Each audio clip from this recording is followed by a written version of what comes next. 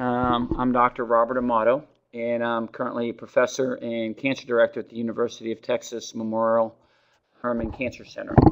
And this afternoon, we'll discuss some of the work that myself and colleagues are doing as we establish our cancer program and effort here at the university and the hospital system on how we're beginning to personalize medicine in cancer.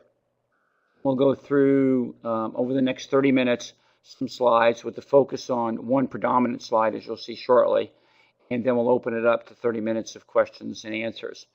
And if throughout the discussion there's a particular question that someone has, feel free to enter it. I can take a look and address that question while I'm talking on a particular slide or a topic at the same time. So with that, the introduction slide will stay on first, which is the patient-specific cancer care. Historically, what we as oncologists have done is take medicines or chemotherapeutic agents, targeted agents, immunotherapeutic agents, and empirically use them. And the definition of empiric use means the first 40 people that would come to a clinic with a specific cancer. So an example would be prostate cancer, my particular subspecialty field. 40 men in a particular subset would get the same agent. And it wouldn't be specific for them. It would be specific for their cancer and their subset of where they were with their cancer. Subset being defined as whether they had surgery, whether they had radiation, whether they had both, whether they had a PSA elevation, whether they had a PSA elevation in association with radiographic evidence of tumor spread. And each of those men would then get a particular therapy, but each man in that subset would get a particular therapy.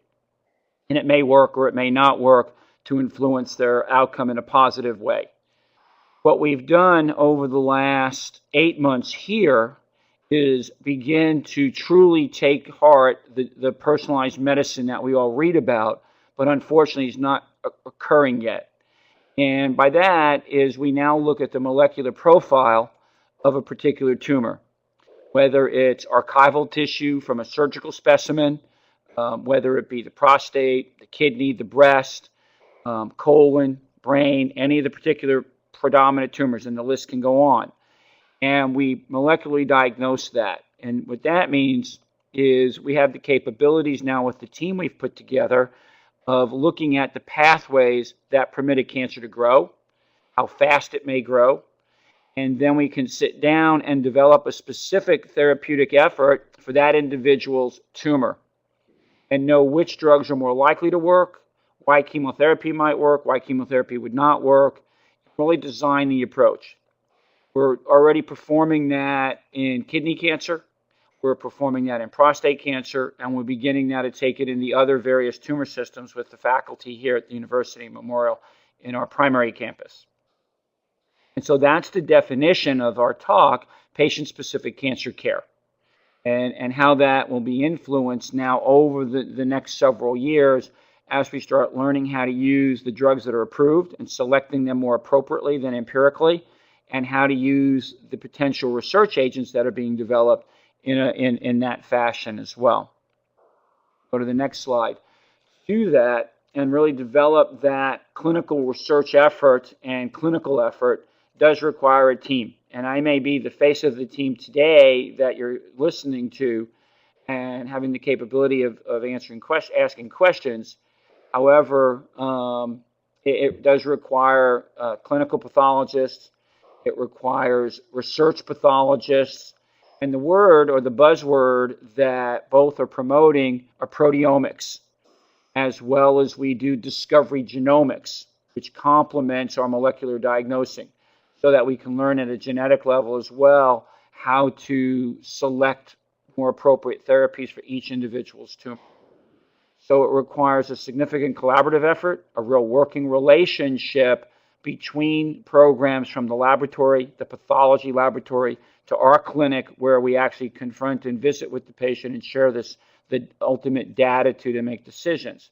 So in fact, when I get off today, within this hour, I'll be meeting 2 patients that specifically have been waiting. And rather than come next week, I'll see them this afternoon and we'll review their molecular profiling and then discuss the therapeutic advantages that have been derived from that, and they'll start medication for their respective tumors. That was an effort that literally took 5 days from the point of biopsy, we'll come back to that, to doing the actual work and then putting the actual algorithm that I have in place on paper and then where it fits for them. The biopsy, you heard me mention earlier that we use archival tissue. So archival tissue could be when a surgery was performed 2 years ago. We go out and where in the respective institution it was performed, we ask for a paraffin-embedded block. That's stored tissue. We can extract from that the tumor cells and then do the work.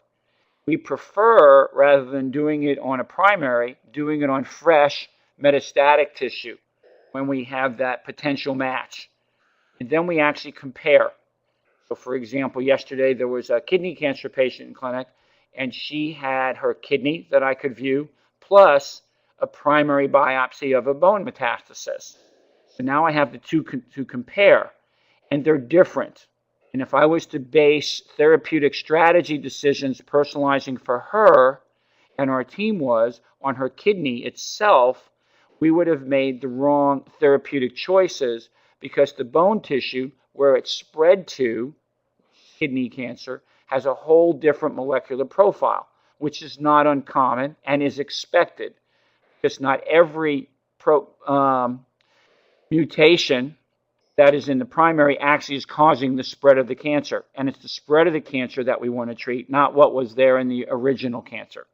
So her decision became more practical because we had that fresh biopsy tissue that she let us perform, thus being able to do the work and come up with a combination that will work for her and give her long-term control. So that is a significant benefit for people with cancer now that we're applying not only in the urologic cancers, but amongst the cancer. Now this next slide is what we're going to hone in on and spend the next majority of time on because it covers quite a bit of information. And notice who's in the center of that particular slide, you the patient with cancer. So really, whatever particular cancer is, all of this applies. And this is what we've established over the last 18 months of developing our cancer facility with the school and Memorial Hermann Hospital system. And we're beginning to expand this out now into the other Memorial Hermann Hospital systems as well, where faculty will be in various clinics so that patients have accessibility to us as well as they can come into the primary clinic for more expertise. So let's start with the obvious, informatics, and then we'll work our way around. Informatics, by definition, is your history. It's your family history, your social history, your personal history, medications you've been on, other medical problems, and how that associates with your particular cancer. We gain a lot of information and insight and then how to develop biomarkers when we're looking at proteomics and genomics, the next two on my right. Genomics is gene, proteomics is proteins that make up how cancer cells grow. And we start looking at all the different subsets of individuals with particular cancers, whether it was confined and never recurred, whether it was a primary intact with disease already outside the primary. These are all different information that we look at and compare genes that are expressed and proteins that are expressed so that we can learn why some cancers don't ever spread, why some cancers spread more rapidly, why some cancers spread more slowly. The more information we get utilizing informatics, genomics, and proteomics, the more selective we can be on how to introduce therapy earlier, because we've identified subsets who need therapy earlier because their history will be one of spreading. And we can potentially change that natural history, so stop it from spreading. So those three bullet boxes there give us great information, and there's multiple physicians involved here. From informatics, we have a epidemiologist, that's his life. Genomics, the gene expression people. The proteomics, the clinical and research pathologists. So there's 5 members of our team respectively looking at those various resources. To our left, where we look at circulating tumor cells, circulating endothelial cells. These are the cancer cells that are potentially circulating in our blood, and they come from the primary cancer cell. So example of how all of this ties in. Patient with prostate cancer, newly diagnosed, a high-grade tumor. That gentleman may already have cells that spread from the primary into circulation. Yet, we come to the third bullet on the right, imaging, and we see no evidence of cancer on the classic bone scans, PET scans, MRIs. And so the decision we have to make is you're cancer-free, it's confined. But then a year later, 3 years later, it comes back. So there were likely cells already in the circulation that were dormant for that year or that 3-year period that were there. We just don't have the tools to recognize that today. That's a tool that we're developing. And if we can develop that, that will help, again, allow us to make better personalized decisions for individual patients. So that's a biomarker. And that's a large effort in our program where we're learning how to identify these cells, compare these cells to biopsy specimens, compare these cells to archival tissue. Then we can actually do various proteomics and genomics on these cells and compare them to biopsies. So we're learning a lot just in those 4 bullets that allow us to, in the future, become even more personalized with our approaches, and even the earliest on subset of an individual where they're newly diagnosed without evidence of spread and are concerned that it may spread. We can interact to change that natural history. We'll come back to the various therapeutic maneuvers in a moment. Now the next bullet will be on your right, which is imaging. I mentioned standard imaging. And standard imaging is classically the CAT scans of the chest or an abdomen and pelvis, or an MRI of the chest and abdomen and pelvis, bone scans. Many people undergo PET scans, and those are modalities that help us find where the cancer is. As we begin to develop therapies, we need better imaging modalities. So, for example, we come over directly to the left, we see molecular targeted agents.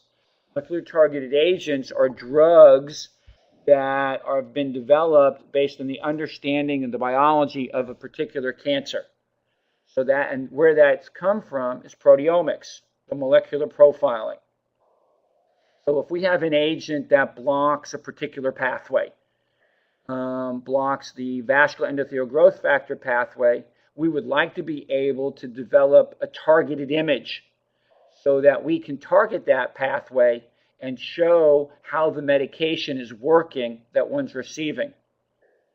So that's a large goal of many programs, not just ours, many programs that get involved in the development of molecular targeted agents. What are the best imaging modalities to use to show that a specific agent blocking a specific pathway is doing its job, so that we're not always having to biopsy individuals, which isn't a fun process for those in the audience that have had biopsies. So we're trying to find imaging modalities that lead us into the direction that, yes, the drug's working appropriately. Where conventional imaging, and again, conventional imaging means your CAT scan or your MRI or your bone scan, leave a void. PET scans help, but PET scans aren't specific for every cancer. So they're useful for some and not for others, unfortunately. So we need more imaging, and there's a research body in our program that's actually looking at that, and that hopefully we can bring to the clinic. And there are a number of efforts going on around our country and overseas in that imaging to complement our molecular targeted program. Let's go over now to immunology, which is another significant aspect of vaccine therapy, gene therapy, the common ones, common buzzwords that people in communities would be aware of or have read about. The difficulty with vaccine therapies, and I've been involved in that field for about 12 years of my 24, is when it works, it's really special. The limitation is it only works for a minority of individuals and not the majority. And the reason is in our blood, in a cancer patient's blood, or at the tissue level it's very, very difficult to know whose immune system is capable of receiving a vaccine and we can enhance it versus whose immune system is suppressed, and what cells are creating the problem and how can we change that cell to turn it off so that an individual can receive a vaccine better. And the difficulty is when we look at our laboratory data, we always see significant responses. When we try to translate it into the clinic and into the patient situation, we don't see that. And it's because of preparing the immune system. So much of our efforts now are in designing vaccine work or gene therapy work in preparing an individual for it. So if there are certain cells that are in the blood that are going to be rendering a vaccine ineffective, we try to deplete the individual of those cells and then initiate the vaccine injections, giving that person a better opportunity at responding to the vaccine.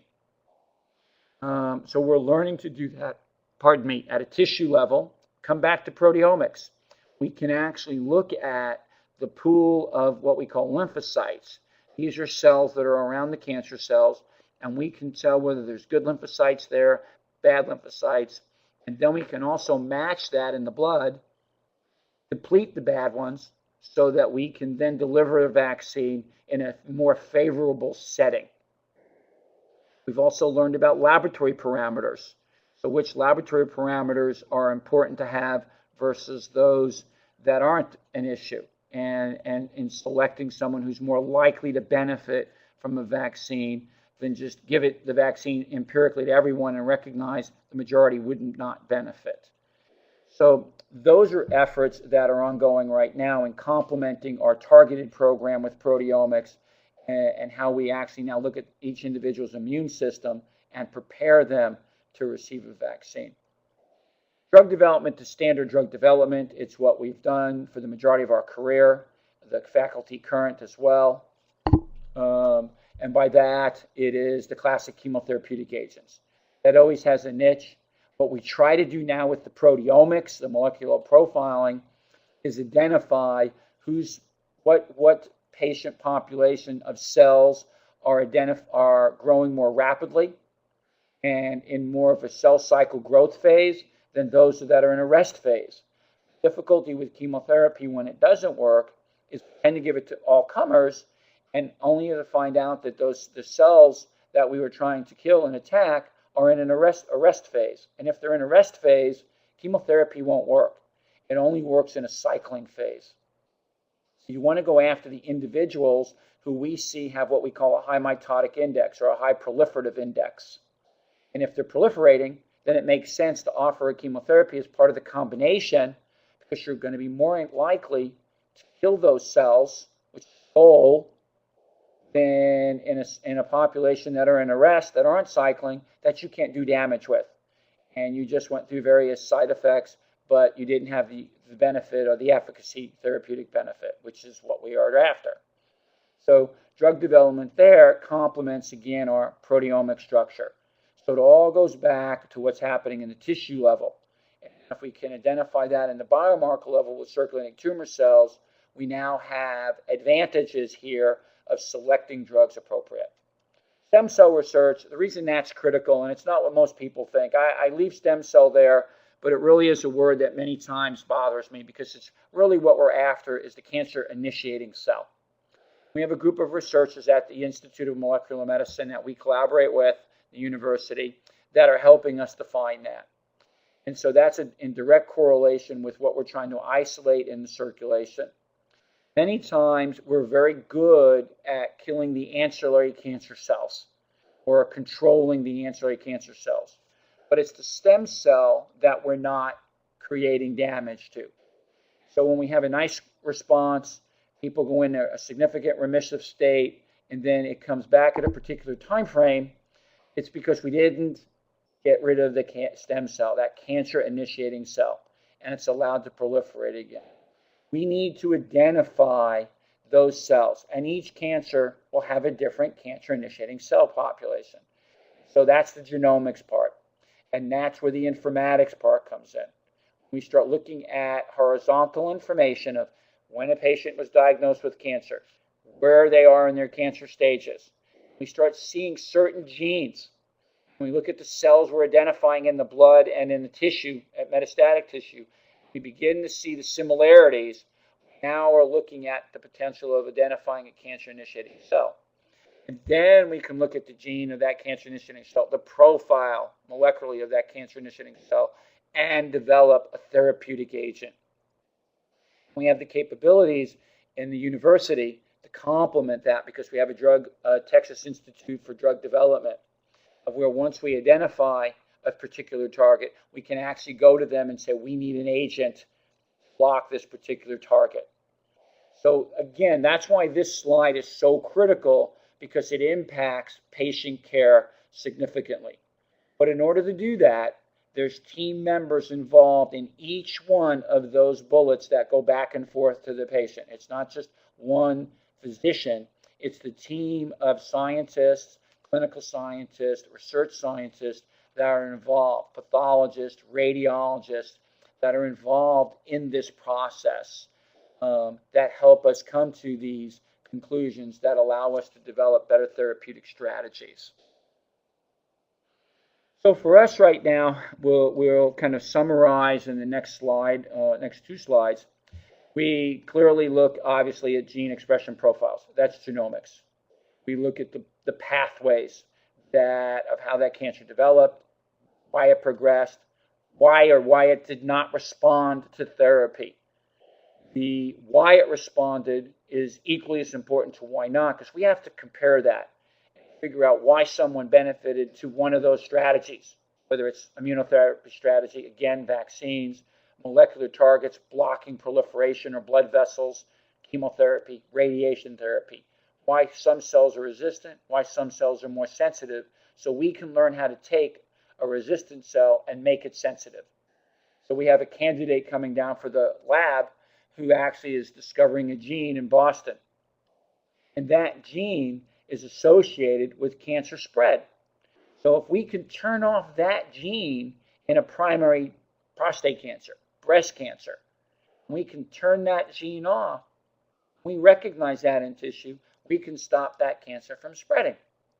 So these are the breakthroughs that we're after in learning how to develop therapeutic strategies. But it requires that network. We're looking at molecular markers. That's proteomics. And it takes a lot of tissue and a lot of blood at various subsets. You start with the subset where it's spread. You bring it to the subset where it's in the early diagnosis phase. See if you can come up with the marker to detect it earlier, to predict for outcomes, so we can deliver therapy more quickly if necessary, before someone gets ill. So we're trying to identify, address, characterize these markers. But it takes a large number of individuals to validate markers when we get to that point. So for example, we have a 20-patient marker study going on right now in prostate cancer. We have a 20-patient study going on in the next 2 months in liver cancer. And we look at tissue, fresh tissue, and blood. And we're trying to look at all the profiles in those settings, see what's unique. We have all the outcomes. Then we can start applying this more prospectively in each subset. And these are vital studies. They're small. They begin to get us focused and learn how to apply our results across the board. We constantly look at blood, urine, besides tissue. Because the more we can learn from blood that cells are there, that urine cells can be there. Urine proteomics. I can add saliva now. We're beginning to look at saliva because we have an expert in our program. And if you think about it, it's intuitive, but it's something that we've not really evolved with. Patients generally will have kidneys. Kidneys filter things from the blood. Well, what may they filter that they urinate out? Cancer cells. We can potentially capture these cancer cells, look at these cancer cells, do the various proteomics work and profile, compare them to the tissue. So there's various other tissues that we're studying now, comparing it to the ultimate tumor tissue so that we can learn and again, maybe avoid biopsies, learn what's going on earlier in patients, and earlier detection is key so that we can understand how to get involved quicker and thus before there's cancer more advanced. Also, these help us identify why people do well, why they respond, why people don't respond, develop resistance. One of the key things when we give medications is resistance. The world of molecular targeted agents, I'm going to go back to a slide. Molecular targeted agents has been a new world. My career has been involved in kidney cancer, and for 20 years of it, we had 2 drugs that were approved. So everything was new drug development, new agent strategies. Over the last 3 years now, we have 6 new drugs, all molecular targeted agents. No one knows how to select for those molecular targeted agents. It's empiric. We are learning how to select. I've gone through that. Problem is, these are not agents that will cure cancer. They will delay cancer and make it into a chronic disease, like diabetes, like hypertension. What happens is a cancer cell, we'll come back to that, the new slide, it develops resistance.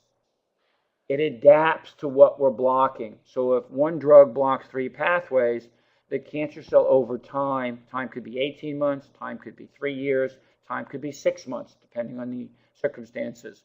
It adapts, it changes, it develops a new pathway. We need to learn.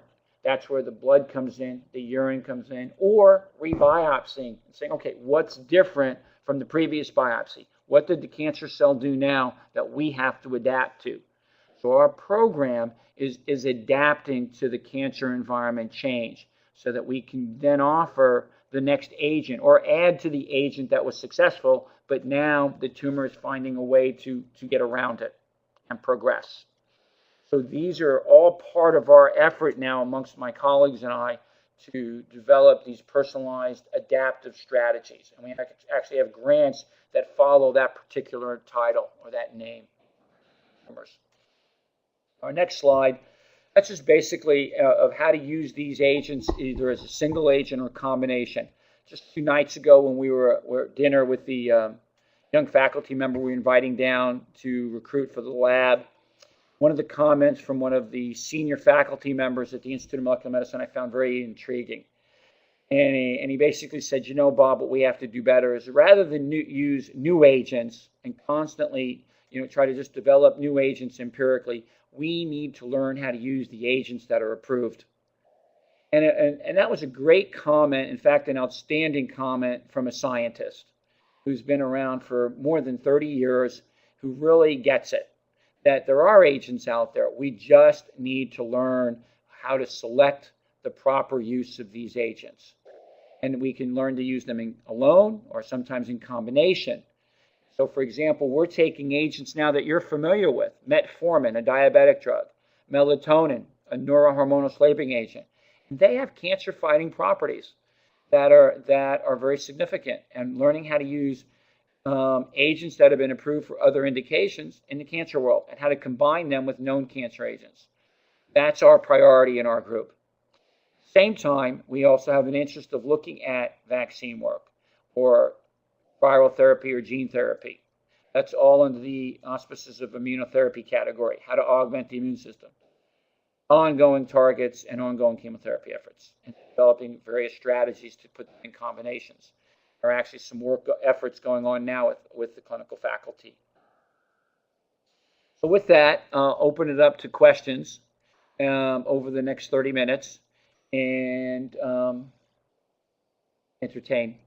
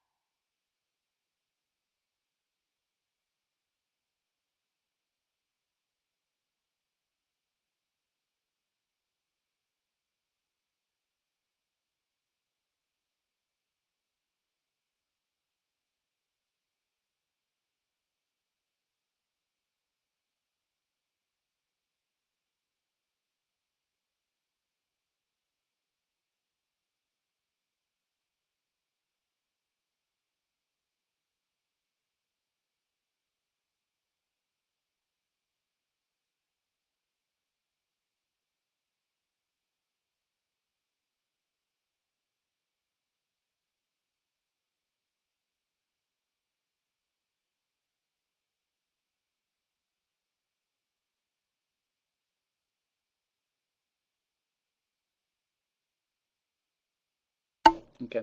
First question I moved over, is urine a new marker to identify cancer? It's a marker that we're looking at urine. So for example, individuals that come in to the clinic to see our various clinical oncologists here in our main campus at the Med Center go through and we collect blood, we collect urine, and they also allow us to obtain archival tissue, whether it's biopsy archival tissue or surgical archival tissue, and also the potential ability for fresh tissue if they have a new surgery. And so, yes, we are looking at urine as a potential marker, biomarker. And there are some tumors already where have been some excellent research papers published recognizing some biomarkers in the urine. And we will begin to see more of them. Are there clinical uses right now in the clinic that are just approved and standard? No, not like PSAs, CEAs, CA125. We're talking about prostate cancer. We're talking about colon cancer. We're talking about ovarian cancer, not the standard blood tests. But we will get there. And there's a lot of effort now at looking at urine as well as I mentioned saliva.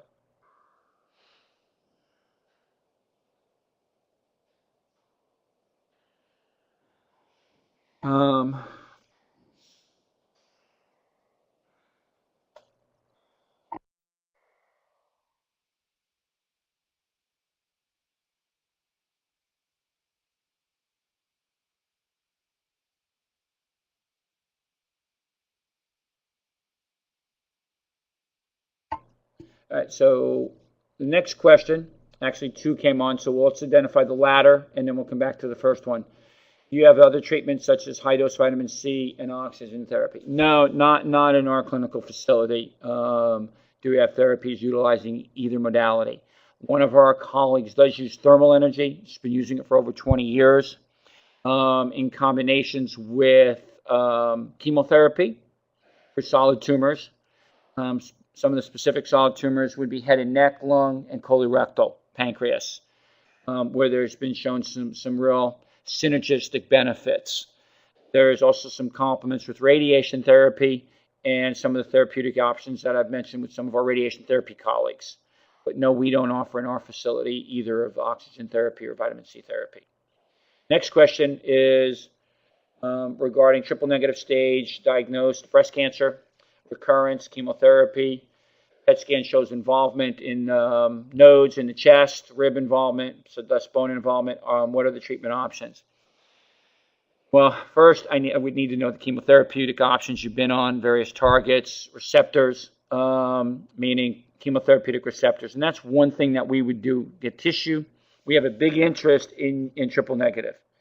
Triple negative means, for the people that don't understand, progesterone, estrogen, and epithelial marker negative patient. And although that may be a smaller percentage, it's a more aggressive tumor system. And so we like to look at the proteomics in that tissue. And that helps us look at your proliferative index, some of the chemotherapy drugs that may be available that may work, also new targets. Essential to look at new targets. One example I'll give you that we're starting to see in this population is the mTOR target pathway, mTORC1 and mTORC2. What mTOR means is mammalian target of rapamycin. And there's agents from historic rapamycin drugs that's been around for my medical career now about 30 years, to some of the new rapid logs or analogs, and then metformin, which clearly blocks mTORC2. And we're starting to see that in these more aggressive cases. And so we would combine that with likely chemotherapy based on that proteomics. So you would have options available. It would be tissue-based, selected for your particular tissue, in answer to that particular question.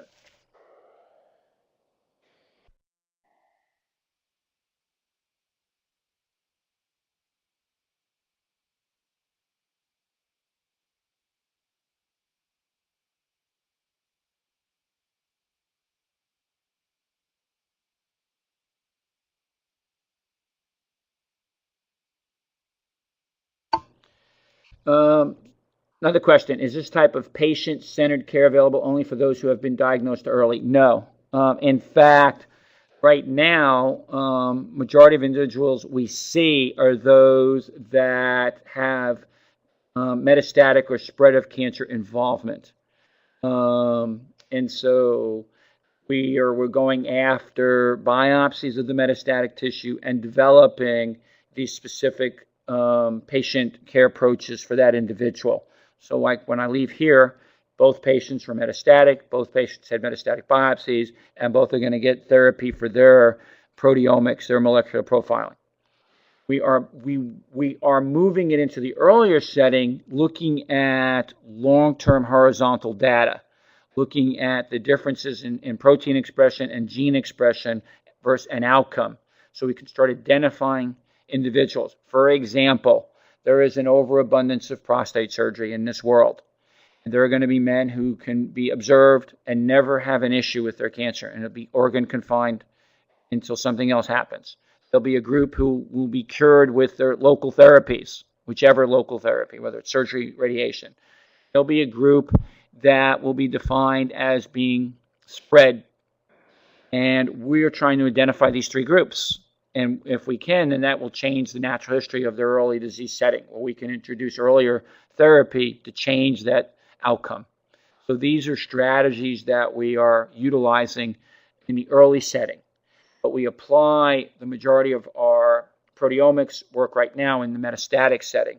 With over the next year, I can see it moving even earlier as we recognize certain groups.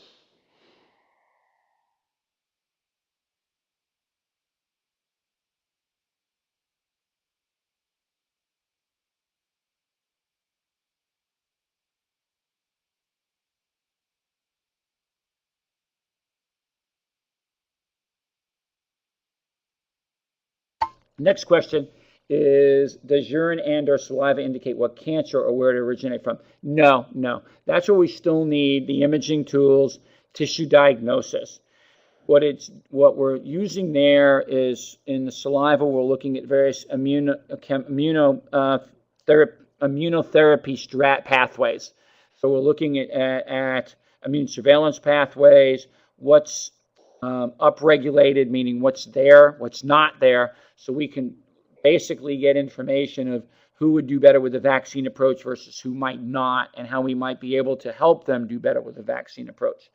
In urine, there are certain urine samples that we look for cancer cells. They're all in my field, bladder cancer and kidney cancer, where we'll actually see cancer cells. What we're looking for now in the urine is cells that are shed from a primary cancer. Then can we identify them to be representative of that cancer? And that's where the tissue diagnosis comes in. Once we can do that, we can use urine more, and it becomes more of a valuable tool. So that's a research tool right now, not an active clinical tool.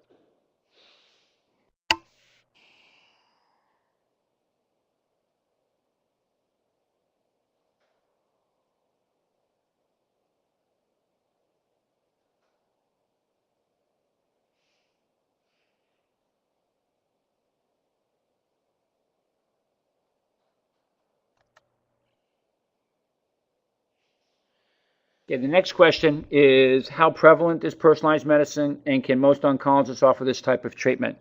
Two good questions, and all of them have been good questions. Prevalence of personalized medicine, it's a buzzword right now. It's where we need to be. Cancer will be, in my opinion, the torchbearer for that. We're not there yet. There are groups, as ours, are working our way there, and we're ahead of the curve. We have much more work to do. So no, not most oncologists thus can do that. We as a group can do that. We've assembled the group as we've moved over here together to collaborate and really develop the adaptive approach to each individual patient we see in clinic. I think over the years, and identifying years, obviously with an S, you heard a hard S, it'll take place. But it's not taking place immediately. It requires a lot of resources. We've put the resources together and are continuing to try to fund those resources.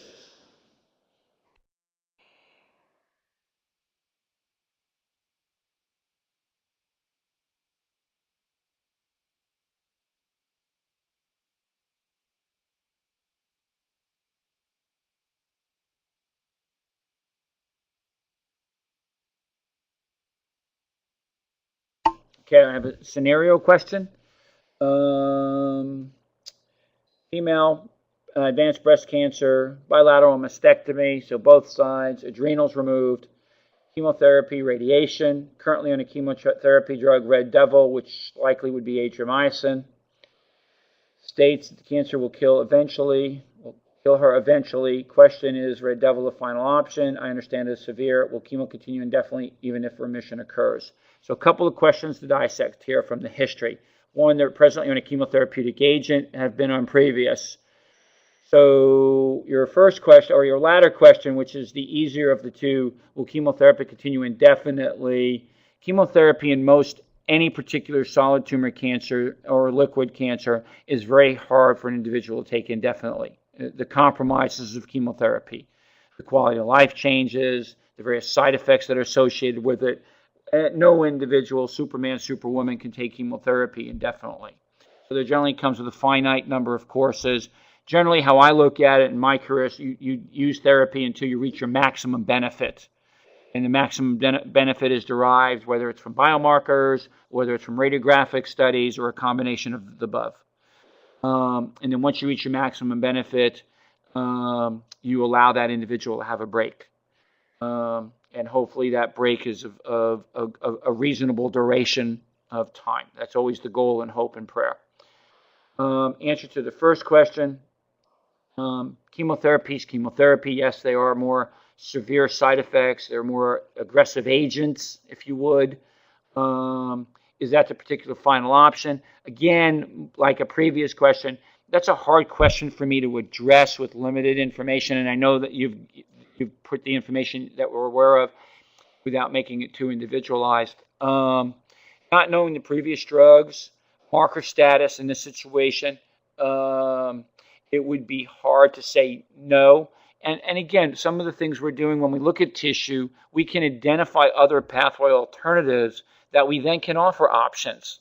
And so that's where the tissue comes in. Looking at the profile, the molecular profile, again, allows us then to identify other therapeutic targets that allow for additional options.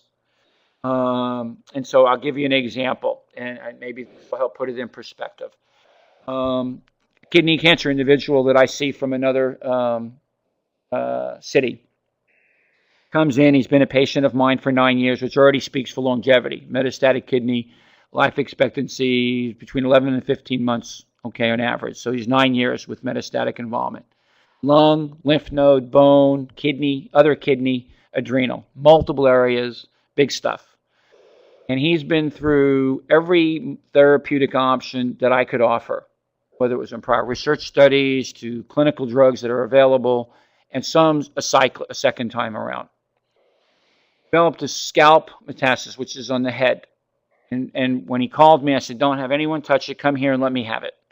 And what I meant by that was, let us take it out and let us do the morphoproteomics, the molecular profile, and let me determine what you need to give you an option. Your cancer spreading. And he's been on therapy now 12 weeks to this discussion, but 4 weeks ago came in clinic with his first restaging, and he had his best response that he's had since I've met him, 9 years. So it was significant in all sites. And we knew it right away because he was developing kidney failure because his other kidney got involved, and he developed obstruction, which is blockage of urine. And the first thing the nurse showed me was his kidney function, and it was normal, and I couldn't believe it. Then it dawned on me that if it was normal, he must have had a phenomenal response in the kidney and the adrenal gland that was playing Humpty Dumpty on the kidney, thus help blocking it.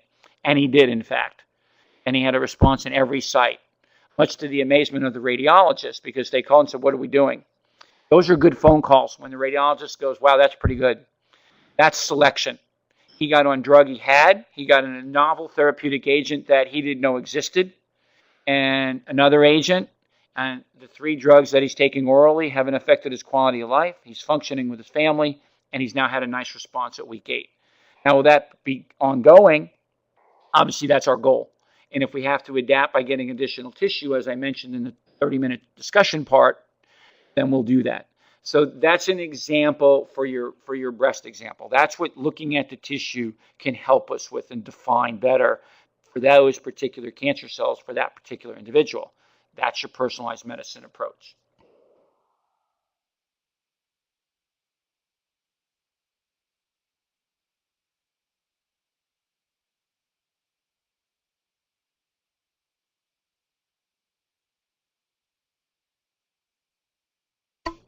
The question is, are you offering opportunities for clinical trials right now? Yes, we actually have our upfront program is our informatics program.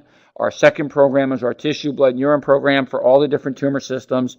And now we have the next set of trials, our laboratory sort of translational trials, where I mentioned we're looking at tissue, primary tissue, fresh tissue, circulating tumor cells. And now the next step that the faculty are putting through are various clinical research trials with novel agents. So we've developed algorithms using our proteomics, which is becoming our clinical standard. And we're also developing clinical research trials using novel agents through the various tumor systems, whether it be genitourinary, to breast, to lung, to the gambit, with each clinical faculty member.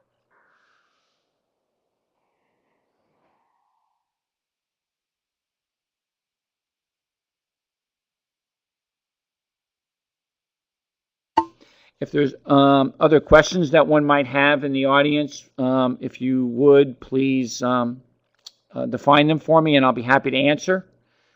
And I see one just came up.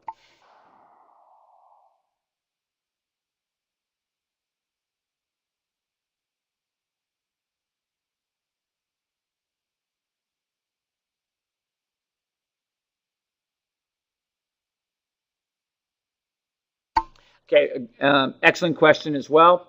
Our clinical trials generally offered for folks during early phases of cancer treatment or those who haven't responded to other treatment plans.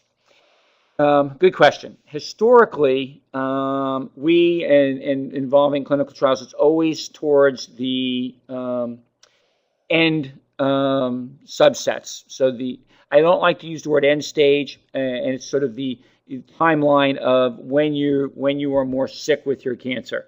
And the reason is you're developing novel drugs, and not every side effect is identified, not every potential risk is identified.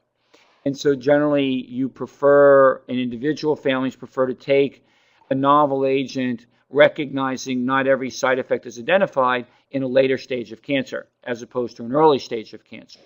However, as you start seeing research change, and some of the research changing, for example, is how to use vaccines. Any vaccine manuscript that I've written, we've always taken later stage. And it generally won't, by definition, the immune system needs to be more sort of developed, as I mentioned earlier, to receive a vaccine. That's the research that would go on in a later stage. Example, we have a combination vaccine study that will be starting with one of the young faculty in late summer, early fall. And we're trying to organize that in sort of a middle stage prostate cancer patient. Now, we're also starting to put one together for colorectal cancer. We're going to look at 2 other vaccines that I've actually developed the dosing schedules for now in other cancers besides urologic cancer, but I'm trying to emphasize moving them into earlier stages where people's immune systems are more intact and need less effort of preparing.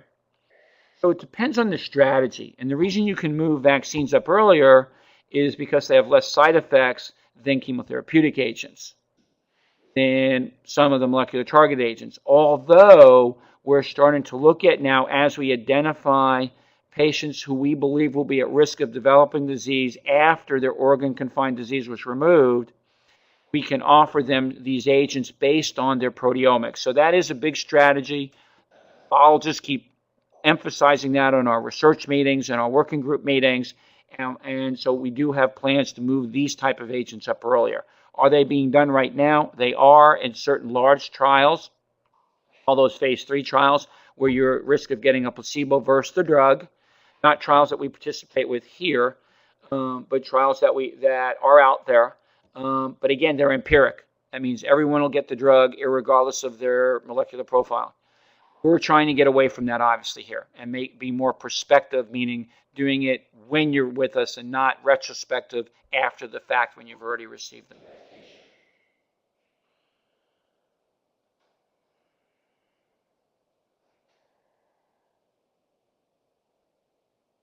Okay, the next question.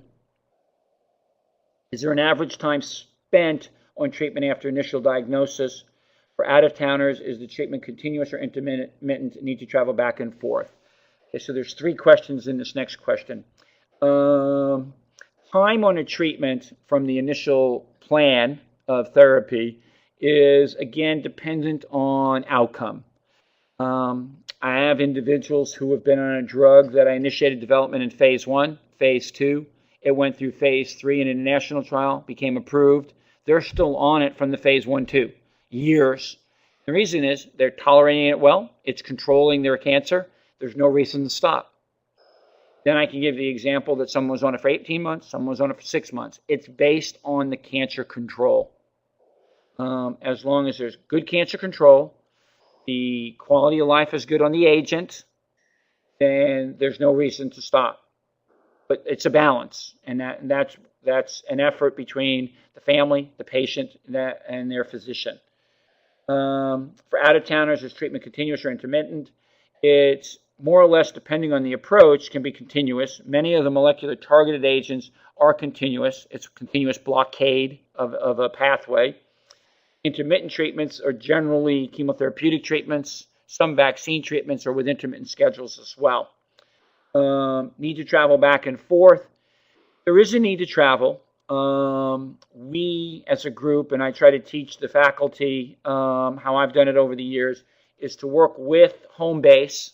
So if home base is Arizona, I work with the physician in Arizona and Phoenix. The family comes when there's decisions to be made. Well, decisions to be made are radiographic decisions. So when they're getting routine blood work, routine physical exams, they go to their home facility. They can fax the results to the home base, which an example would be us. When they need to come for radiographic studies, they then come to home base, get their radiographic studies, so we can compare and make decisions of how we're doing, what we need to do next, or do we continue. And those decisions then they come back for, generally spend a day, and then they fly home. We try to make it very user-friendly, recognizing the financial concerns that take place. Okay, if there are any other questions, I'll be happy to address. We're starting to become limited on some of our time.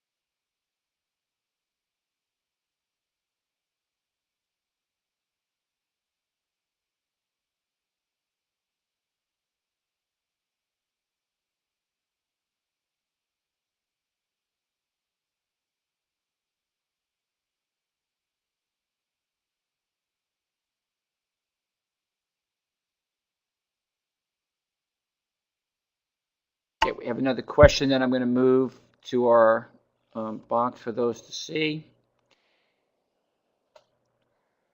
Question, how can people get more information about participating in either clinical trials or the proteomics? The best number to call, we have a centralized individual, and she's what we call our patient care specialist, who can help answer questions for information gathering. And that number would be 832-325-6520. And there's no other questions, thank you for your time and patience with us, and I hope this was a good learning experience.